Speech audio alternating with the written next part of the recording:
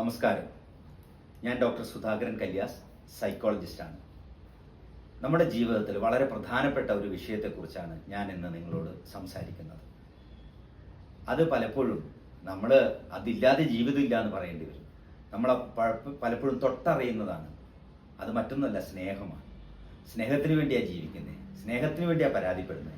സ്നേഹം കിട്ടുന്നില്ല, എപ്പോഴും പ്രശ്നങ്ങളാണ് അല്ലേ?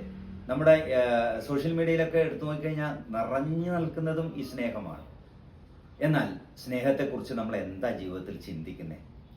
സ്നേഹം കൊടുക്കുമ്പോഴും അത് വാങ്ങുമ്പോഴും അതിനൊക്കെ പിന്നിൽ ചില കാര്യങ്ങളുണ്ട്, ചില വസ്തുതകളുണ്ട്. അതിനെക്കുറിച്ച് നമുക്കൊന്ന് ആലോചിച്ച് നോക്കാം. സ്നേഹത്തിന് 4 തരം ഭാവങ്ങളുണ്ട്.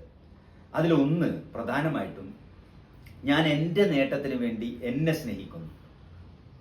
ഇത് യഥാർത്ഥത്തിൽ ഒരു സെൽഫ് ലവ് ആണ്. എൻ്റെ നേട്ടത്തിന് വേണ്ടിയിട്ടാണ് ഞാൻ ഈ ലോകത്തെ സ്നേഹിക്കുന്നത്, എൻ്റെ നേട്ടത്തിന് വേണ്ടിയിട്ടാണ് ഞാൻ നിങ്ങളെ സ്നേഹിക്കുന്നത്. ഇത് കേൾക്കുമ്പോൾ ഇങ്ങനെ പറയുന്നു എന്നല്ല, ഇതൊരു തരം മനോഭാവമാണ്. ഇതൊരു സെൽഫ് ലവ് ഒരു മനുഷ്യനെ സംബന്ധിച്ചിടത്തോളം വളരെ പ്രധാനപ്പെട്ടതാണെങ്കിലും അത് കൂടിക്കഴിയുമ്പോഴത്തേക്കും എനിക്ക് മറ്റുള്ളവരുടെ മുമ്പിൽ പൊരുത്തപ്പെടാൻ പറ്റാത്ത ഒരുപാട് കാര്യങ്ങൾ വരും.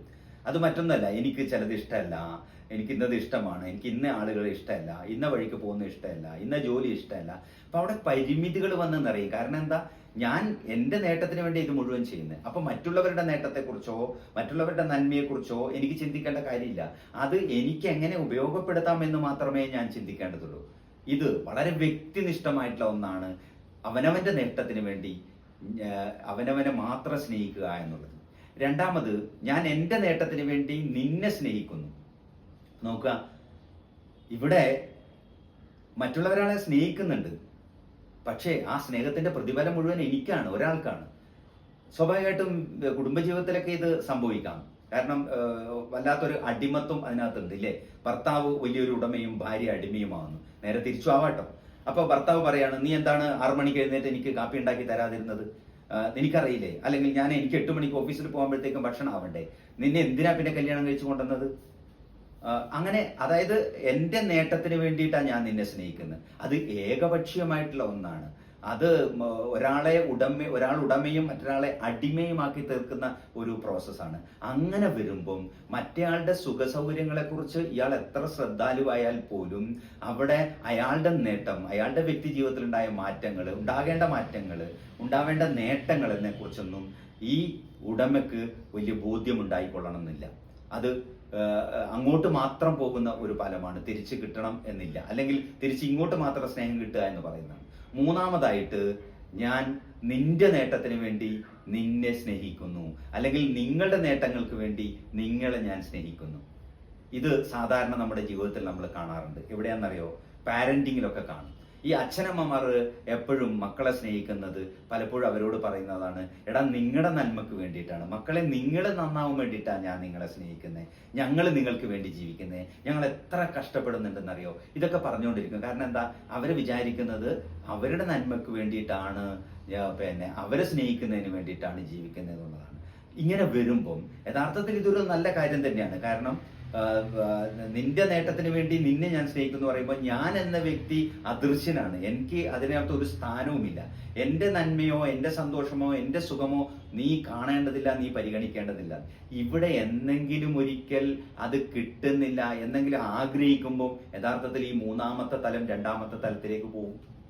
ഇല്ലേ, ഞാൻ ഇത്രയും കഷ്ടപ്പെട്ട് പഠിപ്പിച്ചിട്ട് മക്കൾ ഉദ്യോഗസ്ഥരായി ജോലിക്കാരായി, എന്നിട്ടും എനിക്ക് അവരുടെ അടുത്ത് വേണ്ടതൊന്നും തിരിച്ചു കിട്ടിയിട്ടില്ല എന്ന് പറയുമ്പം അതുവരെ 3ാമത്തെ തലത്തിലാണെങ്കിൽ പെട്ടെന്ന് അത് 2ാമത്തെ തലത്തിലേക്ക് പോകും.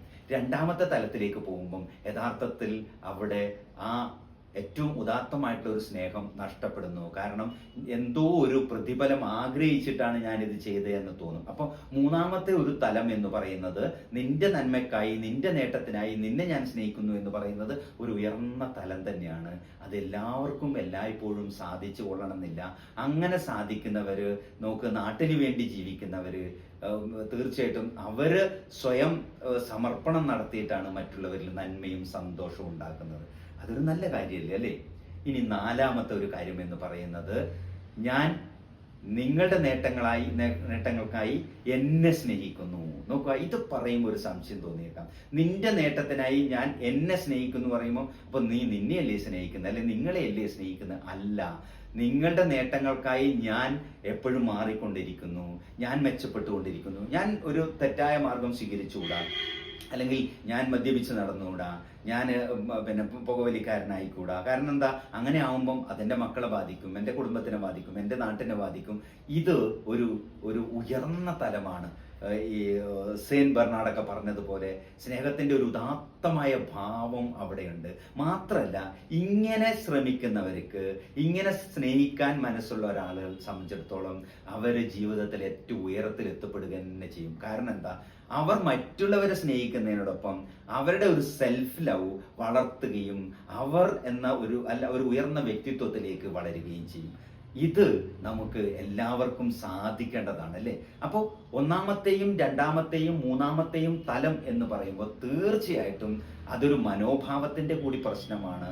ഈ ഒരു നാലാമത്തെ തലത്തിലേക്ക് നമുക്ക് എത്താൻ കഴിഞ്ഞാൽ അത് മറ്റുള്ളവർക്ക് കൂടി ഏറ്റവും ആകർഷകമാവുന്ന രീതിയിലുള്ള ഒരു സ്നേഹത്തിന്റെ ഒരു പരിസരം ജീവിതത്തിൽ സൃഷ്ടിച്ചെടുക്കാൻ നമുക്ക് കഴിയുമെന്നുള്ള കാര്യത്തിൽ യാതൊരു സംശയമില്ല.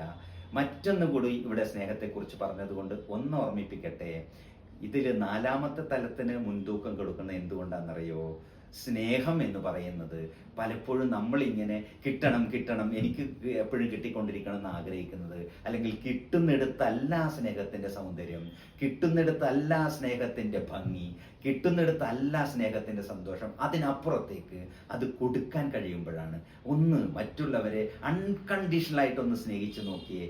അവിടുന്ന് അങ്ങനെ സ്നേഹിക്കുമ്പോൾ കിട്ടുന്ന, നമ്മളൊരു പൂച്ചയെ അല്ലെങ്കിൽ പട്ടിയെ, നമ്മൾ എന്തോ വളർത്തുമൃഗങ്ങളെയൊക്കെ സ്നേഹിക്കുമ്പോൾ അവരെന്തുമാത്രം ഇങ്ങോട്ട് സ്നേഹം തിരിച്ചു തരുന്നില്ല എന്നല്ല, പക്ഷെ അതിൽ പ്രകടമായിട്ട് നമുക്ക് സ്നേഹം തിരിച്ചു കിട്ടാറില്ല.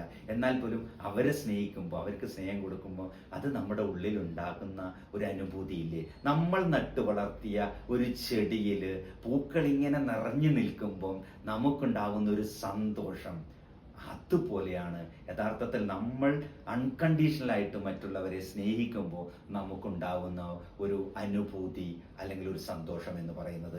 അൺകണ്ടീഷണലായിട്ട് സ്നേഹിക്കുക എന്നത് അത് എല്ലാവർക്കും പറ്റുന്ന കാര്യമല്ല എന്നൊക്കെ പലരും പറഞ്ഞേക്കാം. പക്ഷെ ഒരു കാര്യം ഉറപ്പാണ്, നിങ്ങളുടെ നേട്ടത്തിന് വേണ്ടി ഞാൻ എന്നെ കൂടി സ്നേഹിക്കുന്നു എന്ന് പറയുന്ന തലത്തിലേക്ക് എല്ലാവർക്കും മാറാവുന്നേ ഉള്ളൂ. അതുകൊണ്ട് സ്നേഹത്തിൻ്റെ ഈ നാലാം പാഠം തീർച്ചയായിട്ടും പഠിച്ചെടുക്കുക, അത് ജീവിതത്തിൽ പകർത്തുക.